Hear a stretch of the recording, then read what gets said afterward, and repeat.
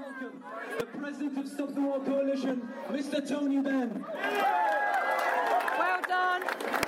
That was fabulous. That was really fabulous. It's the same with Sunday. I got his article in the paper. Welcome to Trafalgar Square, which is the great centre of the politics of tomorrow. And I heard on the BBC this morning a statement that in Trafalgar Square today there was going to be a protest. But I do not believe this is a protest at all. When you protest, you say, I've lost the battle and I don't like it. What we are doing today on behalf of millions and millions of people all over this country, men and women, young and old, and from all over the world, we are making a demand. Withdraw our troops from Afghanistan and end the Afghan war. That is what we are demanding. And that demand is one that has got to be heard, because for 10 years we've been fighting in Afghanistan. Many thousands of people have been killed. It's an unwinnable war. It's not succeeding. It shouldn't have started. And it's time we brought a halt to it. So later they went on to Cameron's house, and we don't have the picture. We can't use it. 9/11 occurred and New York was bombed.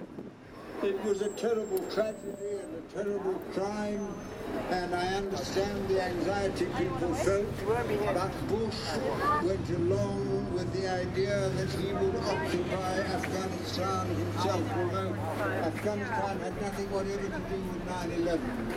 And he sent the troops in, and the British government went along with it, and this war has gone on. And let's be clear, we're all, each of us, paying for it ourselves. Every time they make a cut in public services, the money they save goes into the war. Every time you go and buy anything in a shop, it is taxed. The taxation is used to buy bullets to kill people in Afghanistan. So this is a very personal responsibility that we all have ourselves for what we do, and everything in this war is our responsibility.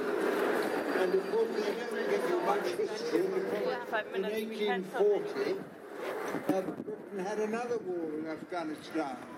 The reason was that the Empire, the British Empire in India, thought that the Afghan government was interfering with our government of India, so we invaded Afghanistan. We captured Kabul. And then there was a great rising, and the Afghan people threw us out, and many British soldiers were killed in the retreat from Afghanistan. And this war has gone on and off ever since, and many, many wars have occurred. When the British Empire was built up, it was built up by war. We occupied India, we occupied Pakistan, we occupied Sri Lanka, we occupied South Africa, we occupied Canada. The Americans were colonies, and it was all done by war.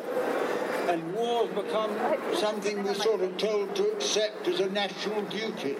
They say people gave up their lives. They didn't give up their lives. They joined the army and were killed or maimed. And that is the responsibility we have too for our fellow citizens and for the human race wherever the war takes place. And now